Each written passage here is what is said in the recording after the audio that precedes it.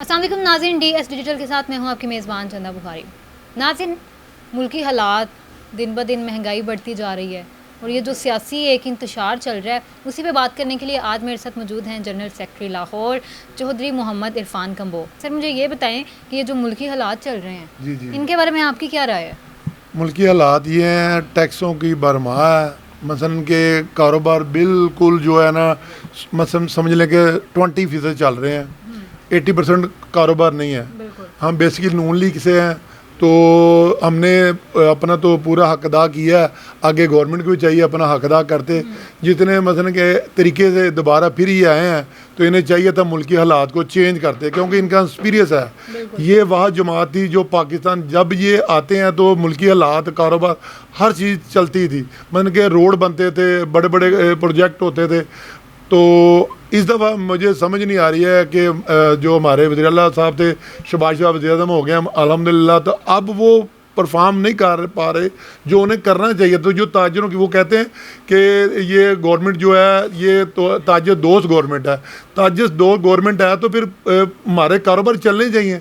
मतलब कि सारा सारा दिन हमारे ताजर जो लाहौर के फारग बैठे हुए हैं, मेन बाज़ार इचरे बाज़ार है, 2-2 हज़ार रुपये के सूट हैं, वो भी वो कह रहे हैं 10-10 दिन सेल नहीं हो रही। हमारी भी यही पोजीशन है, एक दिन कस्टमर आया, 10-15 दिन नहीं आया, फिर इतने खर्चे हैं शोरूमों के, बिजली का बिल ही नहीं मान है। मतलब कि इतने ज़्यादा अखराज आता है घर जाने आने के, तो समझ से बाहर है। ये गवर्नमेंट जो है ना, इसकी बिल्कुल इसको अभी कोई फोकस ही नहीं कर रहा है कि मुल्क ला। सबसे बड़ी बात है कि मुल्क में सबसे ज़्यादा जो रेवेन्यू इकट्ठा होता था, इसको इन्होंने ब्लॉक किया हुआ है कि बाहर से कर्जे लेते हैं, तो ये हमारे ऊपर पाबंदियाँ लगाते हैं, ये भी ना करें, ये भी ना करें।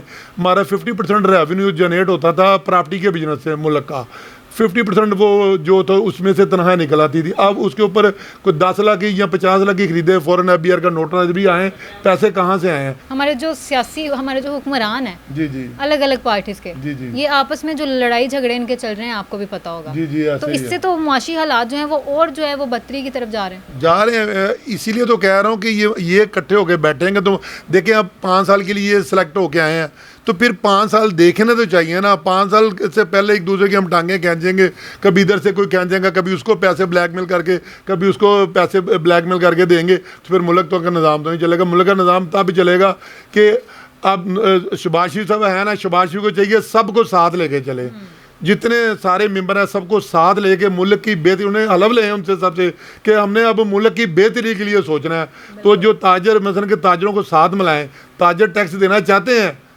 टैक्स दे भी रहे हैं और मजीद भी टैक्स देंगे, पर मुल्क के कारोबारों के लिए सोचे। मन के सारा सारा दिन बैठे हैं, कोई बंदा आता ही नहीं है, लोगों के पास खाने के पैसे नहीं है, तो चीज़ें या किसी ने क्या खरीदनी है, फर्नीचर क्या खरीदना है किसी ने। बिल्कुल ऐसा ही है। अच्छा सर, मुझे ये बताएं कि अगर हम पॉलिटिक्स को देखें, जी जी, पॉलिटिक्स में जो ज़्यादातर अमल दखल है वो तकरीबन हर बंदा ये बात कर रहा है जी, इस्टेब्लिशमेंट का बहुत ज़्यादा अमल दखल है। आपकी इस बारे में क्या राय है? क्या वाकई इस्टेब्लिशमेंट का अमल दखल है या सिर्फ एक नाम ही बना हुआ है, लोगों ने बातें ही बनाई हुई हैं? नहीं, बातें नहीं। हमारी जो फ़ौज है तो अल्हम्दुलिल्लाह पाक फ़ौज है, हम उनके लिए तो नहीं, हम वो हमारे लिए जंगलों में भी ड्यूटियाँ कर रहे हैं। मैं बड़ी करीब से देख के आया हूँ, उन्होंने अपनी कुर्बानियाँ भी दी हैं।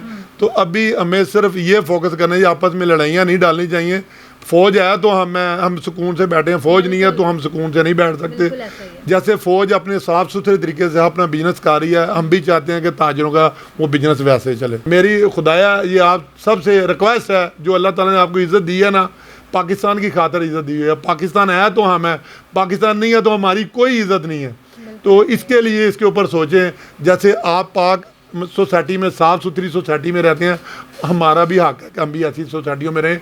हमारे बच्चे भी जो हैं इस तरह के माहौल में पैदा हों, जैसे DHA में सारे माहौल है ना। मेरी तो ये ख्वाहिश है पूरे पाकिस्तान में ऐसा माहौल होना चाहिए। कि जो इतने जलसे जुलूस हो रहे हैं, जी, होता है फिर कैंसिल हो जाता है, फिर उसमें रुकावटें होती हैं, इससे भी मुल्की इंतशार जो है वो काफ़ी ज़्यादा फैल रहा है। आपकी इस सारे मामलात को लेके क्या राय है? क्या इस तरह से होने चाहिए जलसे? देखिए जी, मैं तो ये कि इलेक्शन हुआ है ना, तो 5 साल जो भी बंदे को एक दफ़ा आया ना, उसको 5 साल एक दफ़ा पूरे करने देने चाहिए। फिर उसे पूछे भी कि आपने 5 साल में क्या किया मुल्क की खातर।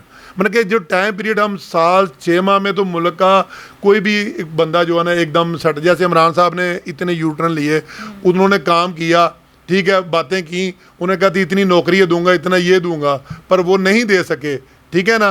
पर बात ये है कि जो बंदा भी है उसके ऊपर उन्होंने ये कह दिया था कि अब मुझे स्टेबलमेंट ने और इन्होंने मुझे एंड वाला जो 1.5 साल रह गया था, मैं जब अब डिलीवर करना था मुझे इन्होंने निकाल दिया, ठीक है ना। मर के बाद वही आ जाती है 5 साल पूरे करें, फिर उनसे पूछा जाए, जो भी 5 साल पूरे करे उससे 5 साल में पूछा जी अपनी कारकर्दगी दें, आंदा तो उसके ऊपर लाइन लगा देनी चाहिए कि इसको बिल्कुल इसका बिल्कुल तजर्बा नहीं, इसने मुल्क को डुबो दिया, आंदा से वो पार्टी ख़त्म ही कर देनी चाहिए फिर इस तरह की जो मुल्क के लिए काम ना करे। बिल्कुल बिल्कुल ठीक कह रहे हैं आप सर। लास्ट पे हमारे स्पेशली जो है मैं चाहती हूँ कि हुक्मरानों के लिए आप कोई पैगाम दें, और उसके बाद आपने पैगाम देना है जो लोग इतना ज़्यादा मायूस हो चुके हैं कि वो कह रहे हैं कि हम तंग आ गए हैं इन हालात से, हम खुदकुशी करना चाहते हैं, तो इन दोनों के लिए आपने पैगाम देना है। देखिए जी, जैसे हालात हैं मतलब के मार्केटों के हालात है, कारोबार बिल्कुल नहीं है, तो गवर्नमेंट कहती है FBR वाले आ रहे हैं, ये आ रहे हैं, मतलब कि अच्छी खबर नहीं आ रही। टैक्स देना चाहती है वहाँ पर, कारोबार होगा तो टैक्स देंगे ना, जब हमारा कारोबार ही नहीं होगा तो टैक्स हम क्या देंगे, मुझे बताएं।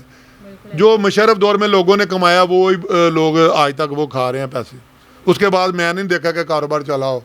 हर दफ़ा वादे वादे वादे हमारे से हो रहे हैं, पर इन लोगों के सबके ऊपर वालों के बिजनेस ठीक हैं, उनके पास 101 तरीका है, 101 तरीका है उनके पास बिजनेस करने का, हमारे पास नहीं है वो तरीके हैं, हमें वो अथॉरिटी नहीं है।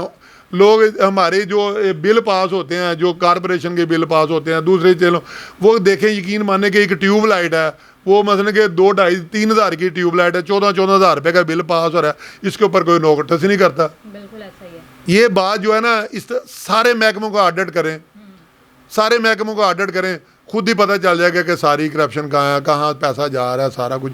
हमारे मुल्क का निज़ाम तब भी सही हो सकता है, बाहर वाले जो मुसलमानों की बातें होनी चाहिए, मगर के बाद सारे दुनिया में कारोबार बंद हो जाते हैं। हमारे अब कारोबारी जो हालात हैं कि हम 12 बजे घर से आते हैं तो 9, 10 बजे 11 बजे तक इधर बैठते हैं, ये कारोबार थोड़े कारोबार होते हैं मगरब तक। जैसे मुसलमानों के सुबह फजर के बाद अपने कारोबार पर आएँ और 5 बजे के बाद 6 बजे के अपने घर बच्चों में जाके गुजारा करें।